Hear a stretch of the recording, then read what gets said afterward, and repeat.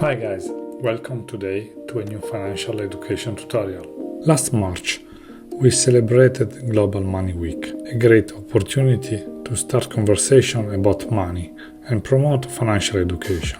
But what is Global Money Week? It is a worldwide financial education event promoted by the OECD, the Organization for Economic Cooperation and Development, based in Paris, France. OECD has 38 member countries, mostly high-income economies committed to market-based policies.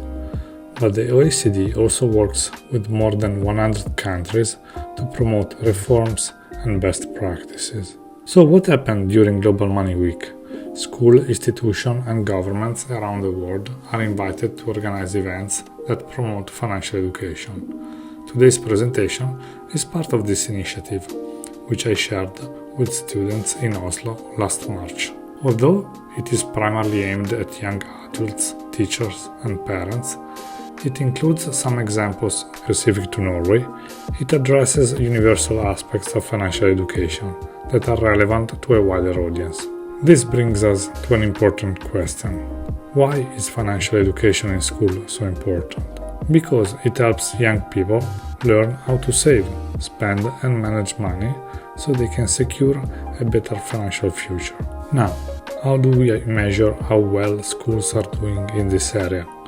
The OECD does it through something called PISA. And no, this has nothing to do with the Leaning Tower of Pisa in Italy. PISA stands for Program for International Students Assessment, a global benchmark for education. Through PISA, 15 years old are tested on math, science and reading. Countries can optionally include financial literacy to evaluate how students understand and apply money concepts in real life. Participation in PISA is completely voluntary. Schools and students are randomly selected to ensure results represent the country. The test is organized by the OECD and happens every 3 years. The next one is in 2025. Looking back, the most recent financial literacy assessment in 2022 involved 20 countries, 14 OECD members and 6 non-members. The goal isn't competition, it's about measuring where we stand and how we can improve financial decision making. Let's take a closer look at those results. Where Danish students had the highest score, while Malaysians had the lowest score. Across countries, about 11% of students reached the highest level, level 5. 71% scored between level 2 and 4, and 18% scored below level 2. Students below level 2 struggle with applying financial knowledge in real life. While it is interesting to monitor who does better, and eventually how our country did, the goal here is to get excited about the best way to improve skills through policies and education across all countries. With this context in mind, let's shift gears and go back to basics by asking a fundamental question. What is money? Well, we all use money. We save it, spend it and try to manage it. That's why it's essential to understand what it is and how it works. Let's take Norway as an example. In Norway, money exists as paper banknotes, metal coins, and banking apps like Vipps. These are all forms of money you interact with daily. To make sense of these forms, we can divide money into two main types: physical money, cash, and digital money, used via cards or apps. We often use the terms money and cash interchangeably, but they are not the same. Here is the key distinction. All cash is money, but not all money is cash. Cash is just a subset of the broader concept of money. So, how much of the money in circulation is actually physical? In Norway, 97% of payments are made using digital money, and only 1.2% of the total money is physical cash. Globally, countries like Finland, New Zealand, and South Korea also rely heavily on digital payments. To truly understand the role and form of money, it helps to look at its evolution over time. from bartering to commodity money and representative money, and finally the fiat money we use today. Let's start at the beginning. Before money, people bartered, exchanging goods directly. While this model still exists, it is not commonly used. How it works? Imagine you have a basket of grapes and I have some potatoes. If we both want what the other has, we can trade. No money needed. That's barter. This is what we call the double coincidence of wants. Both people need to want exactly what the other is offering at the same time. But here is the problem. What if I don't like grapes? Or what if I only want a few, not a whole basket? Barter also made it hard to compare value. How many grapes equal a sack of potatoes?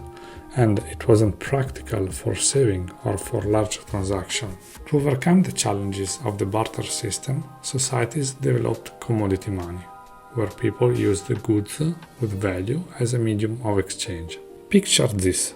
A woman walks into a market in ancient Japan. She wants to buy a length of silk. Instead of paying with coins or paper, she offers a basket of rice, a valuable and widely accepted item at the time. It was a big step forward from pure barter. People didn't need a perfect match of wants anymore. They just needed something the seller valued. In different periods of history, culture, location, physical goods like gold, silver, rice, salt, livestock, or even shells were used as a commodity money. But commodity money still had its problems. It could be hard to carry, spoil, or vary in quality, and agreeing on exact value, say how many baskets of rice for fine silk, wasn't always easy. Innovation led to the emergence of representative money, a type of money that could be exchanged for a fixed amount of something valuable, like gold or silver. Imagine a merchant arriving in a bustling city after a long journey. Instead of carrying heavy gold or silver coins, presents a certificate to the shopkeeper, a piece of paper issued by a trusted institution like a bank, stating that it represents a certain amount of gold stored safely elsewhere. The shopkeeper accepts the certificate because he trusts that it can be exchanged for real gold later or used to buy something else. This is representative money. It doesn't have intrinsic value like gold or rice, but it's backed by something that does. It made the trade easier, especially over long distances. No need to carry sacks of metal or worry about theft. Just a lightweight note backed by real assets. Of course, this system relied on trust in the institution that issued the certificate and in the idea that it could always be redeemed. Over time, that trust became so strong that people stopped redeeming the certificate altogether, and that led to the birth of fiat money, not backed by gold or silver, but by government trust. A note or card transaction has value because society agrees it does. As an example, let's say you are buying a burger from a street vendor. You tap your credit card or phone to pay or hand over physical money. The money you're using doesn't represent gold or any physical asset. Its value comes from trust. Trust in the government that issues it and in the system that manages it. That's why fiat money is money that has value, because a government says it does, and because people accept it in exchange for goods and services. It is not backed by commodity like gold or rice, it's backed by confidence. And today, most fiat money isn't even physical anymore. It is digital, existing as numbers in a bank system. Fiat money has no intrinsic value. It is just paper or numbers on a screen. It works because of trust and belief in its purchasing power. This idea was beautifully summed up by Yuval Harari. Money is the most universal and efficient system of mutual trust ever devised. So, from barter to fiat, money evolved to solve practical problems in trade, trust, and value storage. Let's now highlight the three core functions of money that make money so useful and practical. First of all, money is a medium of exchange. That simply means we use money to buy, sell and pay for goods and services.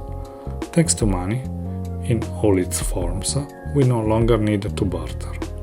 And today, most money services are designed to make transaction easy, fast and widely accepted. Money is also a unit of account. That means money helps us measure and compare the value of goods and services. Instead of guessing what something is worth, we can just look at its price in our country's currency and make decisions more easily. The third key function of money is its ability to store value. This means we can save money today and use it later, whether it's for an emergency, a future goal, or just to build wealth over time. It helps us to protect our earnings and plan ahead with confidence. We have now conquered quite a lot. Global Money Week, financial education in school, the PISA framework, and the history and meaning of money. Hi, thanks for watching. Now let's test our knowledge and have a little fun. Until next time, sweat your assets.